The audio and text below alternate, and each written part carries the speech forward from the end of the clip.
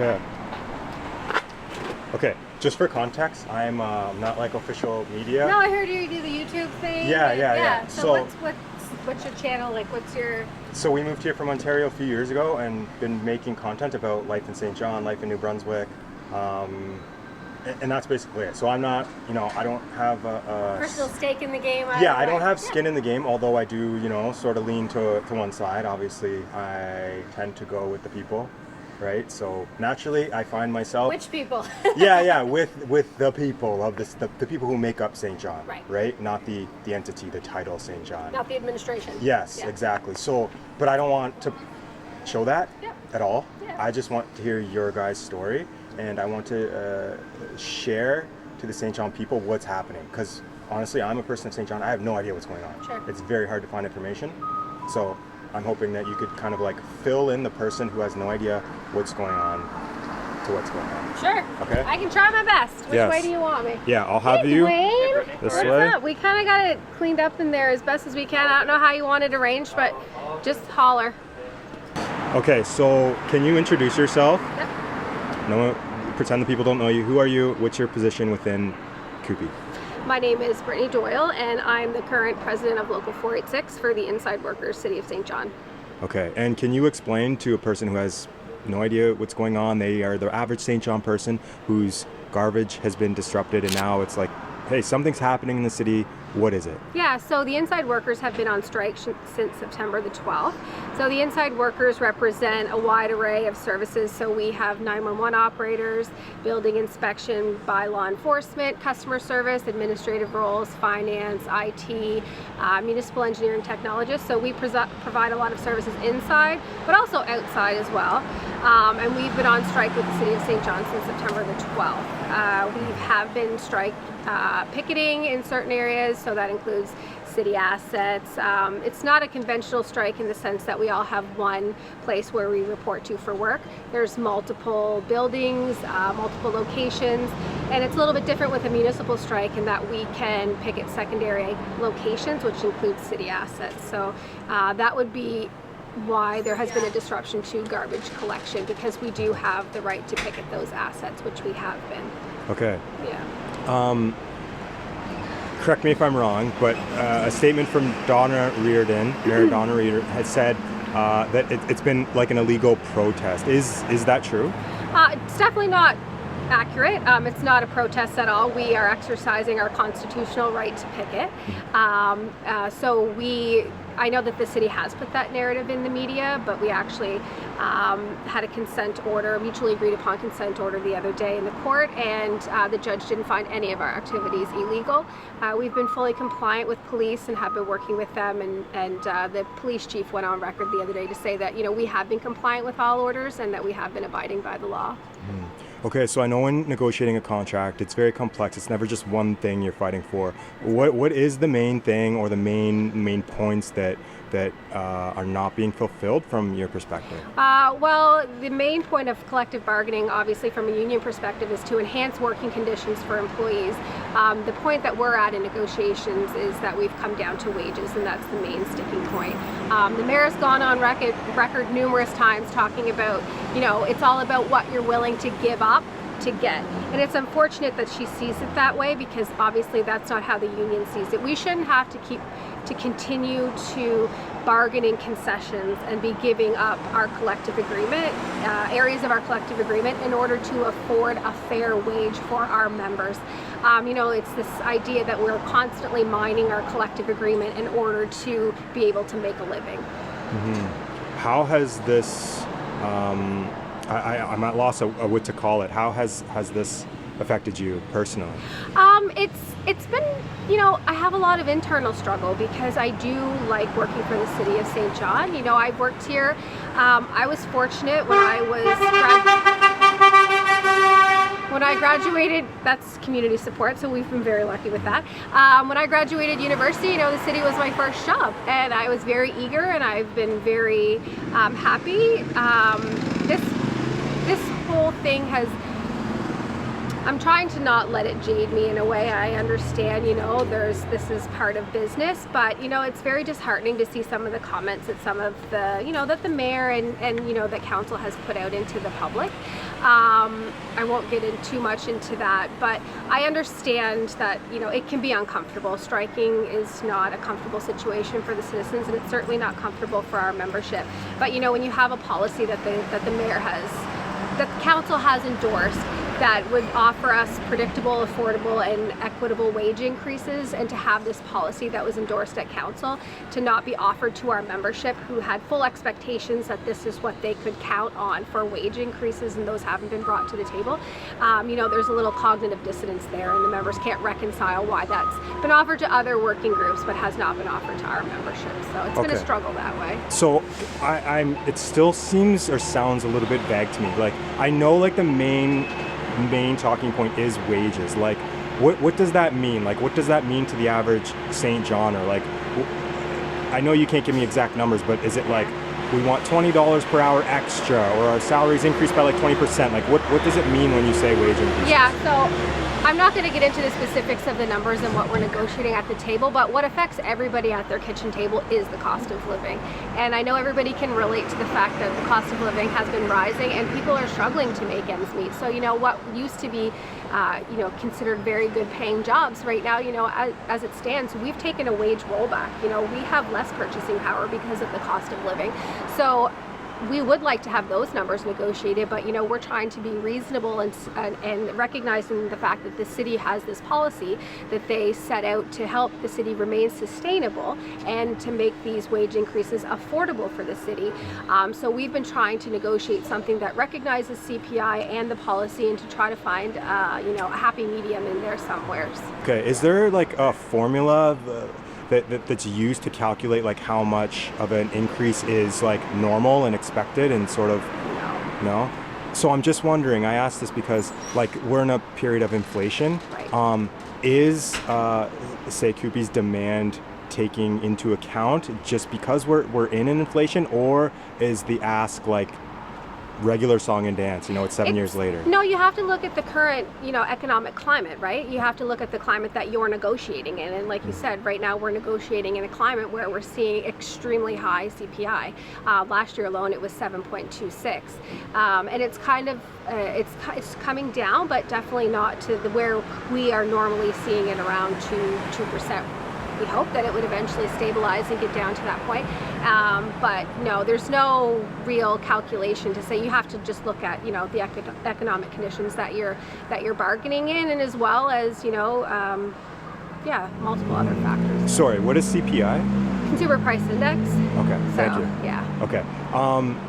So the city, like, what would be their steelman argument to push back? Like, are they justified in pushing back? Like, what? I know you have bias, but like, what is something that's like semi-reasonable that they would be arguing? And I know it's a tough question to answer, but yeah, they're arguing sustainability and affordability.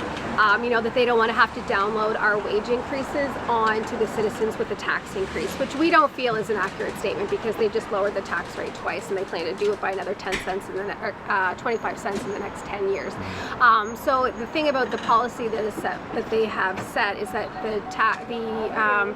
they look at the 3-year rolling average on the tax assessment base to determine our wages. So that's taxes that have already been collected. So that's money that the city already has access to. So that's where it's a little bit of confusion, is that they're saying that it's not affordable to pay those wage increases, that they don't want to download those increases into taxes for the citizens. But the policy states that it's on taxes already collected. okay. So the bigger issue here is that, you know, you're looking at big industry that are not paying their fair share, and our workers are subsidizing those tax breaks for big industry. Yes. St. John's unique in that.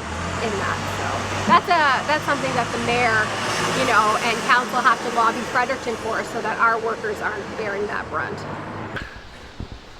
Okay. Almost dialed in. How long do you want me to go for? Either like, are we looking for like a 2-minute or like a yeah, 5? I'm only looking for like, you know, 5 minutes total with all the questions or whatever. Like, keep it short, but like, we just want to hear the truth. We want to make sense of all this for ourselves, people. So we just need to hear a few different sides, right? Yeah. Okay, so can you introduce yourself, and what is your position with the city? Sure. Brent Harris, a councillor at large, first term councillor at large for the city of St. John. So that would mean I would represent the entire city rather than just a specific ward. Okay, so we are in cruise ship season here in St. John. Yeah. People are going to walk in, they're going to see people protesting in front of City Hall. Yeah. If you were to run into one of these visitors of St. John who don't know the city, what would you say to them if they asked you, why are these people protesting? Well, I think it's, it comes down to this being, I've heard it said this being the summer of the union, the summer of the worker in some ways, like the year of the worker, if you will. And I think it is, like we're at a place where the cost of living has started to impact almost every aspect of our lives. And we have, for the most part, treated labor and negotiations within, whether you're from a city organization like us, a municipality, or a private firm with a union or whatever, we try to treat it equally, but not equitably. And I think there is a missing lens that has failed to surface in the governance conversations of whether, like, again, organizations, municipalities, in this case ours, around what does equity look like. And that, to me, really surfaced because leading up to before the strike, the information that council gets as staff is about how things are proceeding, what they think will happen, what offers they're doing, how it aligns with policy. But what we weren't having an opportunity for was a nuanced conversation about what does that actually mean in brass tacks kind of physical form. So an example would be, we talk about percentages of increases, right? So people want a wage percentage increase that reflects sort of trying to keep up with the cost of living, so you're not diminishing your purchasing power every year, which of course is needed. But in the conversation, staff will use the lens of, well, this is the same percentage increase that this union over here got, like the teachers union, for example. So, hey, let's use that as a benchmark. Sounds good, data driven. But what I was finding was just like, they don't make teachers' salaries. So we're not starting from the same point, right? If I need to go somewhere and you're 20 feet from it and I'm 3 kilometers, we don't have the same journey, and therefore we don't deserve the same treatment. And unfortunately, that is not at the table for policy decision making right now. And so, myself and Councillor Killing have just said, like, we can't in good consciousness support the city in that. Whether or not it's like reasonable that the city is taking the position it is, because the city is trying to, in many ways, work off policy, not opinion. But again, we're seeing a lot of decisions made along the way to action that. And I think we need to challenge a lot of assumptions here, and we're not having that ability to do it.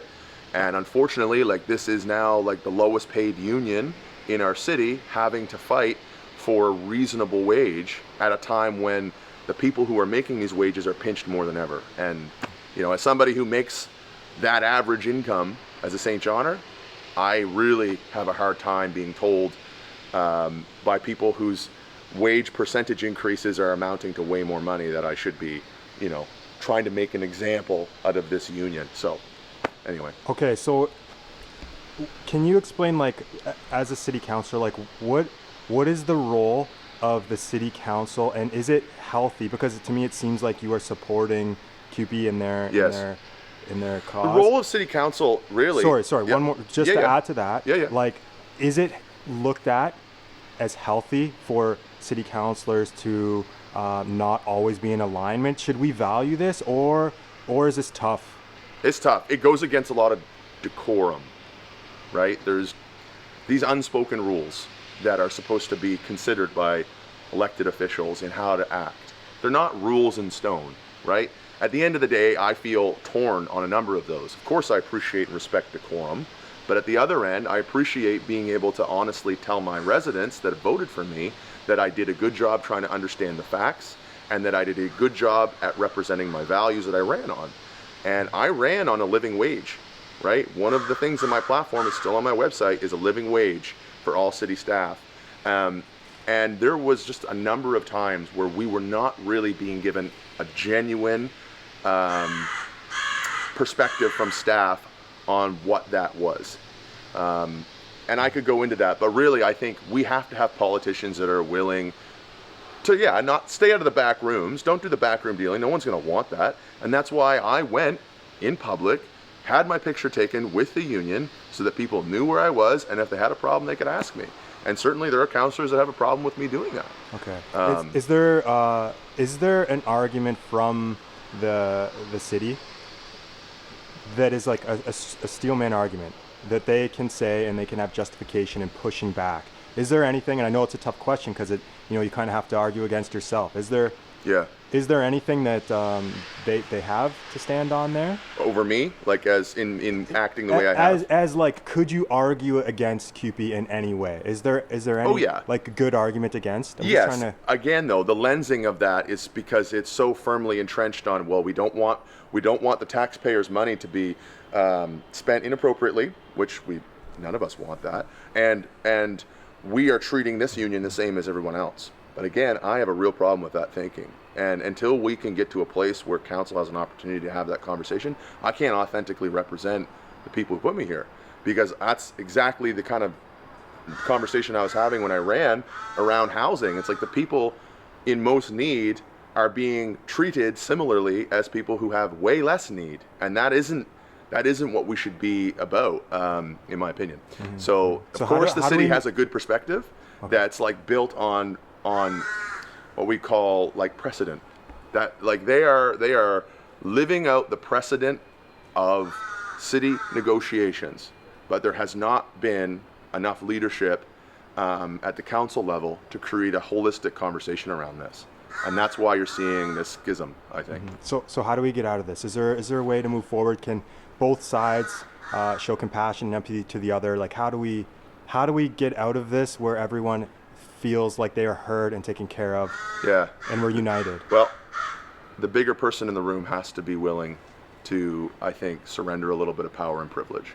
And I think until we have that conversation about what it means to be in a position of power and privilege as decision makers, but also senior staff, engaging with this union, then it's really, I don't expect the union to be the one to just cave and to give, the barn away. I don't think the city should be giving the barn away either. Like, this is our money, this is our collective money, but we have to get to a place where there's equity lensing. I think if the city demonstrated that, the union would be fully supportive. In my conversations with them, they are not asking for the barn, but yeah. Okay, so can you please tell me your name, who you are and your position in the organization? My name is Vanessa Pollock, and I work for the City of St. John as an assistant building inspector. So in a time like this, when you're not working, how do you pay your bills? How do you support your family? So we have to put a minimum amount of hours in on the picket line in order to receive our check here at headquarters. And the money, headquarters is getting the money from the dues that we would have paid over years, donations. There's some stuff that comes in from the provincial CUPE or national CUPE, but it's still, it's spread out over 140 people, so it is very minimal from week to week. Okay, so it sounds to me from what I've been hearing in social media and online and a little bit from what you're saying, like the main thing here is around wages. Is that correct? Yes, it is. Okay. From the city's perspective, could you argue for them for a second? Like, if you were the city, what would you say to yourself? If I was yeah, the city? do they have any justification? In my mind, they do not have any justification. And they also are not understanding how damaging, how damaging this is going to be to everybody.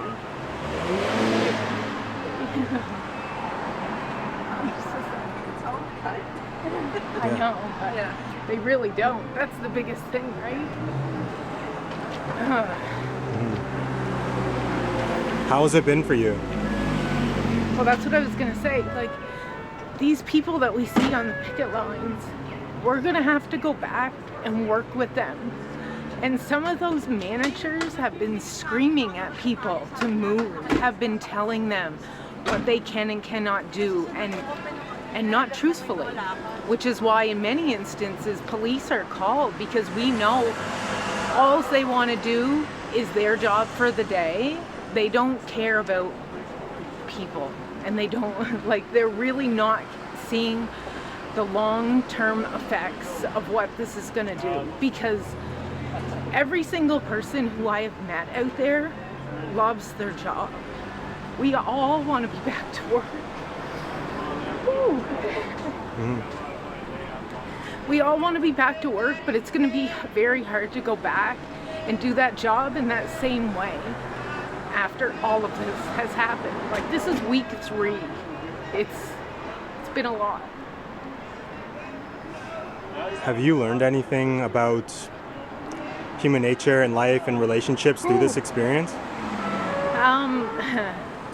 I've already been a very good judge of character and been able to read people. That's why I've been in some of the situations that I've been out on the street, which puts me in a little bit more confrontational and conflict. But you can tell who has good intentions and who does not have good intentions. So have I learned anything? No, it's just reconfirming that sense of whether or not they're actually trying to help the group as a whole, or are they just pushing their own, they need to look good for that particular day to that particular commissioner, so they need to get their job done, which in the grand scheme of things is not going to help anything. Like when you have people telling the other local that they need to do something that they don't, that's damaging. That's not even damaging to us, because we're witnessing managers lie, but that's also damaging to other people in that situation who now have to go back and question, can he do that? No, he can't do that. Then why did he do that? We don't know. And it's very hard because it's always changing. Being out there on the lines, it's constantly changing daily, and there's always a different angle. But that just goes back to, do I think, no, the city is planning for us to be out here long term. That's how it feels when you're out there. If you, and this is the last question, if you could say one thing, if you can stand in front of Donna Reardon like you are me, is there some message that you would want to say to her that would maybe not put her in a defensive state, that would maybe open her up to hearing and understanding? I don't think that's a good question. Good stuff. Yeah, she's so incapable. I don't even know what to say to that, just because a non-confrontational message for Donna would be to try to understand the position that she has put us all in. Because it's not where any of us want to be.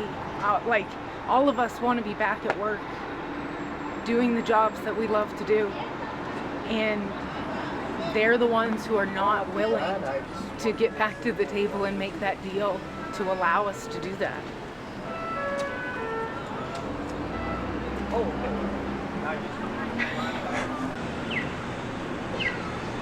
My name is Joanna Killing, and I'm a Ward 1 City Councillor here in St. John, which is the west side of the city, across the bridge.